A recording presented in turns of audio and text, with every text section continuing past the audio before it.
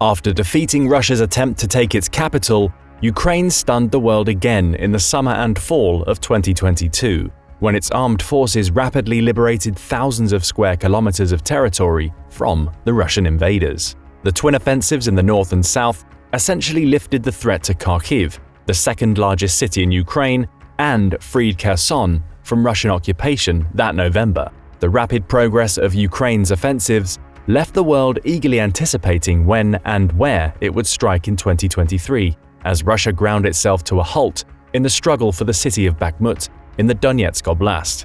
The city eventually fell, but Ukraine launched its highly anticipated offensive soon thereafter. The offensive attacked along toward Bakhmut, but the operation in Zaporizhia Oblast was much more important. This offensive aimed to reach the Sea of Azov and cut the Russian land bridge to Crimea. Unfortunately, the 2023 offensive did not prove as effective as 22's campaign. Ukrainian forces ground forward, but only slowly, as Russian minefields and fortifications proved large obstacles. The much-hoped-for breakthrough from Ukraine and its allies seemed like it would not materialize, and with the muddy season rapidly approaching, the campaign could only be called a modest success. Russia seemed to adapt to Ukraine's successes from 2022. For example, the Russian army put its supply hubs and command and control centers further back from the front line to protect them from HIMARS attacks. This and other adaptations turned the 2023 campaign into one of attrition, which the Russian army was much better suited to. Despite the arrival of Western main battle tanks like the German Leopard and American Abrams, and the use of cluster bombs by the Ukrainians starting in July, no major change to the war's status seemed to occur. Do the Ukrainians have a chance to achieve a breakthrough before the end of the campaigning season? They might, but why, up until recently, has the 2023 campaign been less than stellar so far, and how might Ukraine be able to turn the situation around? Let's take a look at where the Ukrainians were at the start of the offensive, where they are now, and the dangers that still await them. After the Ukrainian successes of 2022, which ended with the recapture of Kherson, winter settled in. The offensive ground to a halt, and Russia used the opportunity to lick its wounds. At the time, most of the world's attention was riveted on Soledar and Bakhmut, which Russia sought to capture at the cost of tens of thousands of casualties. Meanwhile, Russia was also building the most extensive and elaborate network of fortifications seen in Europe since World War I, and arguably the most formidable in the world outside the demilitarized zone across the Korean peninsula. This was especially the case in the Zaporizhia Oblast. This was a vital area to protect, as Ukrainian successes there would cut the Russian army's land bridge to Crimea. That would be a strategic disaster for Russia, as the peninsula is one of its army's most important supply hubs. It would also endanger Vladimir Putin's hold on power, as he promoted the annexation of Crimea in 2014 as one of his greatest achievements. It's hard to see how he would survive losing the war in Ukraine and losing control over Crimea. As early as December 2022, it became apparent that Russia was fortifying the area to protect the access to Crimea. Late that month, Russian forces began to turn the city of Melitopol in Zaporizhia Oblast into a heavily armed fortress. The Russian army concentrated troops in the vicinity and built a network of dragon's teeth covering the entire city, according to Ivan Fedorov, the mayor of the occupied city. Melitopol sits on a major road network in the area and is only about 100 kilometers northeast of Crimea. It was also clear at the end of 2022 that the Russian forces were digging in around the city of Tokmak, another key transit hub in the Zaporizhia Oblast, further north of Melitopol. The Russian army was surrounding the city with a network of trenches and fortifications.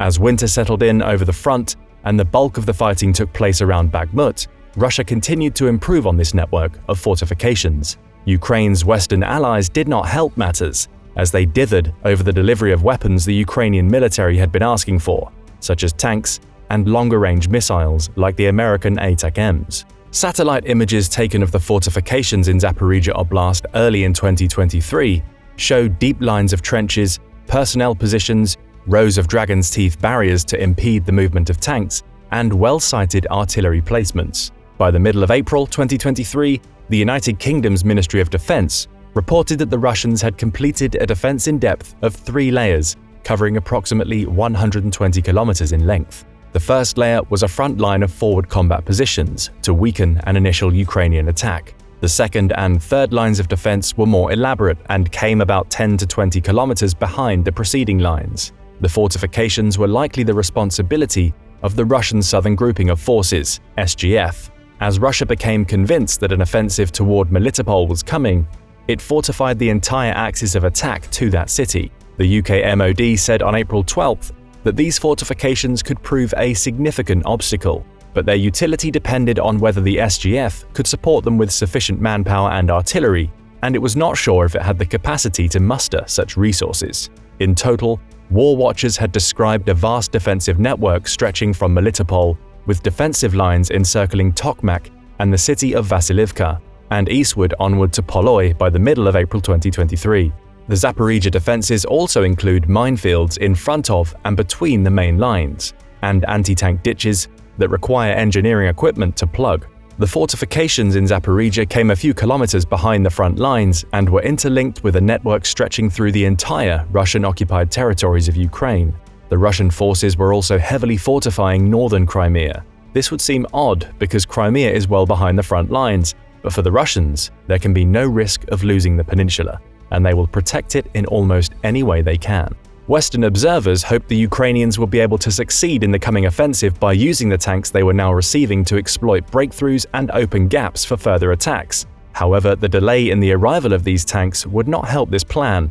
Ukraine needed to wait for a sufficient number of its new assets to arrive, as crews trained on several different tank models. This delay gave the Russians time to dig in even deeper. The first line of defense eventually became the strongest of the three. Ukraine's offensive in Zaporizhzhia Oblast finally began in early June, later than many analysts had expected. As the world's attention was fixed on the destruction of the Novokakhovka Dam on the Dnipro River days earlier, Ukrainian forces attacked south of the town of Kharkiv, toward occupied Tokmak in the western part of the oblast. However, it became clear early on that the offensive was going slower than expected. President Zelensky acknowledged this at the time, but insisted that he would not cut corners and play with the lives of his country's troops. By the end of August, Ukraine had liberated the village of Robotyne, which is approximately 15 kilometers south of Kharkiv and 23 kilometers north of Tokmak. This was a sign of the attritional nature of the campaign.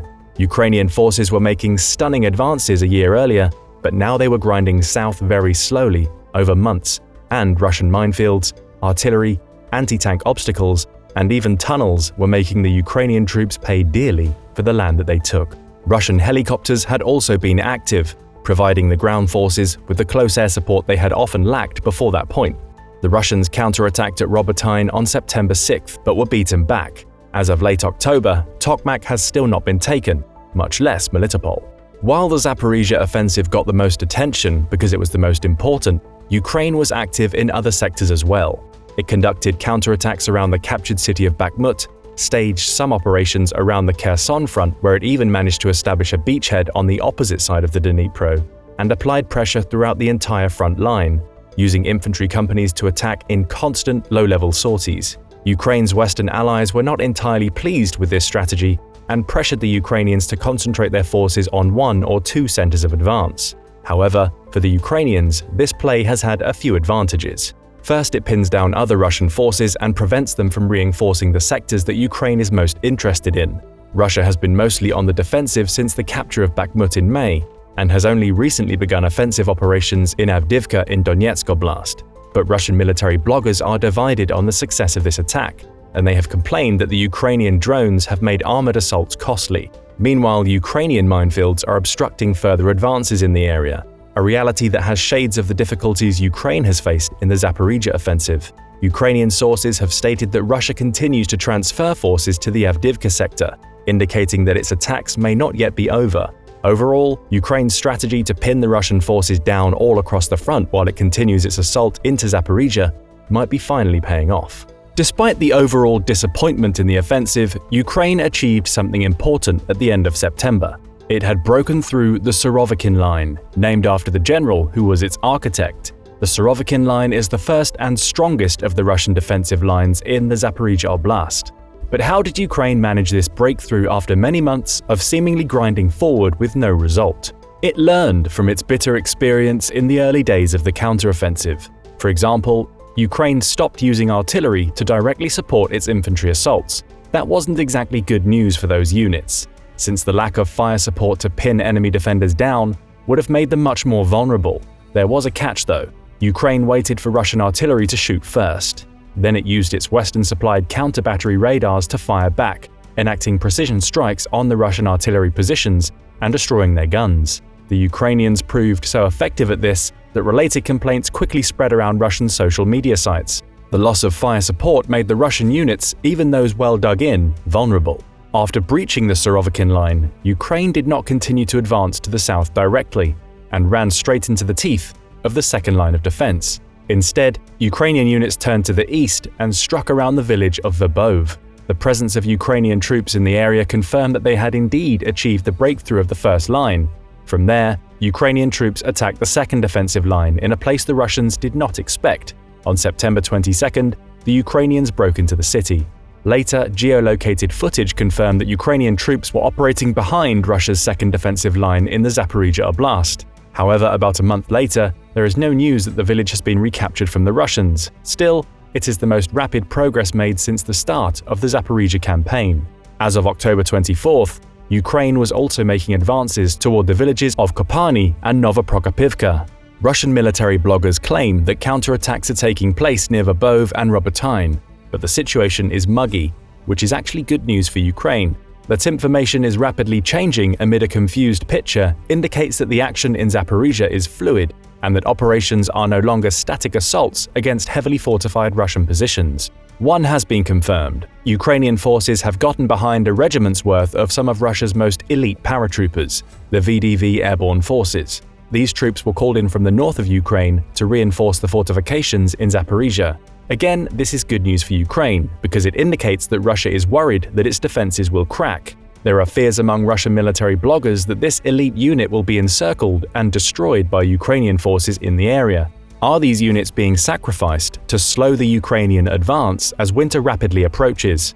That would not be out of the question. The VDV units have suffered heavy casualties since the start of the invasion, as the Russian military has often used these units improperly. According to the commander of this force, Colonel General Mikhail Teplinsky, at least 8,500 of these paratroopers have been wounded in action since the war began, and a few days later, the UK Ministry of Defence assessed that at least half of the 30,000 paratroopers dispatched to Ukraine had become casualties. These casualties have since been replaced by troops that are far from elite in character. Now these paratroopers are airborne in name only, as they have been intermingled with regular motorized rifle brigades to defend the line in Zaporizhia. Meanwhile, Ukraine has several armored brigades equipped with the Western main battle tanks it received early in the year, waiting in reserve in the area, poised to exploit a breakthrough. If these tanks can widen the gaps the infantry opens for them, the Russian forces manning the defenses in Zaporizhia may find themselves encircled. If such a thing were to occur, the road to Tokmak would be open. If Tokmak falls, the Russian land bridge to Crimea would be in serious danger, as it is an important logistics hub in the area. It would be an excellent staging point for a Ukrainian advance to the Sea of Azov, which, if completed, would split the Russian forces occupying Ukraine in two and trap a sizable amount of Russia's total military power in a giant pocket between Crimea, the eastern part of Kherson Oblast, and the Ukrainian front lines in Zaporizhia. The success of such an operation would open Crimea itself to a siege in the coming campaign. Ukraine has anticipated a Russian retreat to Crimea. That is why it's launched precision strikes against key targets there, like military bases, landing ships, and even submarines. One of the targets was the headquarters of Russia's Black Sea Fleet at Sevastopol, which was once thought to have killed the fleet's commander, although that particular claim was subsequently debunked. Ukraine has also carried out special operations against Russia's S-400 air defense systems stationed in Crimea, which resulted in Russia losing 3 out of 5 batteries there. The attacks in Crimea have even further eroded the combat effectiveness of the Black Sea Fleet, which had launched frequent missile strikes into Ukraine despite being docked for most of the war. With that becoming less of an option, Russia may need to use its air force much more than it has to make up for the shortfall in firepower. With F-16s armed with long-range air-to-air missiles soon set to arrive in Ukraine, that is not an exciting prospect for Russia either. There's also grim news for Russia on the ground. After many months of wavering, the Biden administration finally approved Ukraine's request for ATACMS missiles as the summer ended. These ground-based ballistic missiles have a range of 300 kilometers, and their arrival has now put all of Russia's bases in Ukrainian territory within range of HIMARS. Ukraine demonstrated Russia's new danger when it fired its ATACMS missiles, which were armed with cluster munitions, for the first time on October 17th. The attacks, which came in the cities of Berdyansk and Luhansk, targeted Russian airfields. In addition to the heavy damage to the infrastructure, the ATACMS missiles and their set of 1,000 separate submunitions destroyed up to 21 enemy helicopters. It was the biggest blow to the Russian Air Force in the war. Meanwhile, dozens of Russian troops were killed or wounded in the operation. This was the result of using just 3 ATACMS missiles. The attack clearly struck a nerve with Putin. When speaking to reporters in Beijing amidst his attendance of China's Belt and Road Forum on October 18th, Putin singled out ATACMS in particular. If Russia has lost the war, why do they, the United States, supply ATACMS? Let's take them back and all the other weapons. Biden can take a seat and eat pancakes and visit us for some tea. If the war is lost, what are we talking about? Why ATACMS? Ask him that. It's funny. Firstly, this of course causes harm and creates an additional threat. Secondly, we will of course be able to repel these attacks. War is war, and of course they pose a threat, that goes without saying. But most importantly, this will not change the situation of the line of contact dramatically at all. It just prolongs the agony. Some commentators found this quotation interesting, as they believe it was the first time Putin referred to his so-called special military operation in Ukraine as a war. But the Russian dictator was quoting Biden for that part of the message. What is more important was Putin's defensiveness about the ATACMS missiles. He knows the threat that they pose to his army in Ukraine, and their arrival means the options are narrowing.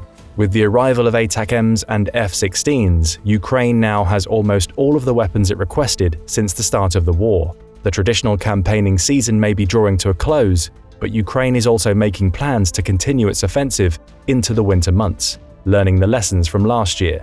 So although the attack through Zaporizhzhia in the summer and into the fall was far slower than many hoped for, Ukraine now has the momentum and the tools to effect the much-desired breakthrough if it handles its operations properly.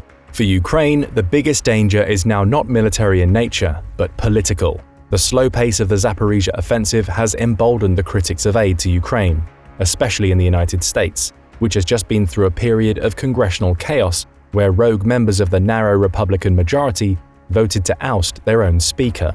As a result, the US House of Representatives could not do its business for 3 weeks. Aid to Ukraine has been a topic of heated division within the Republican Party's ranks, and the United States is about to enter a presidential election, where assistance to Kyiv will be a notable issue. Joe Biden is unpopular at home, and it's unknown what the Republican nominee's position on the issue will be. If Ukraine seeks to avoid the loss of the American support it needs to win the war, it must continue to demonstrate the capability of making serious gains on the battlefield. Its performance on the battlefield in the coming months could prove decisive to its viability. Its military capability is there, but will the United States commit to it for the long term? All eyes will be watching how the results on the battlefields of Ukraine interact with America's chaotic partisan politics of 2024. But what do you think? Is Ukraine close to a breakthrough in the Zaporizhzhia Oblast? Will it soon cut the Russian land bridge to Crimea? How will domestic American politics affect the coming year in the war? Be sure to let us know what you think in the comments. Also, don't forget to hit the like button and subscribe for more military analysis from military experts.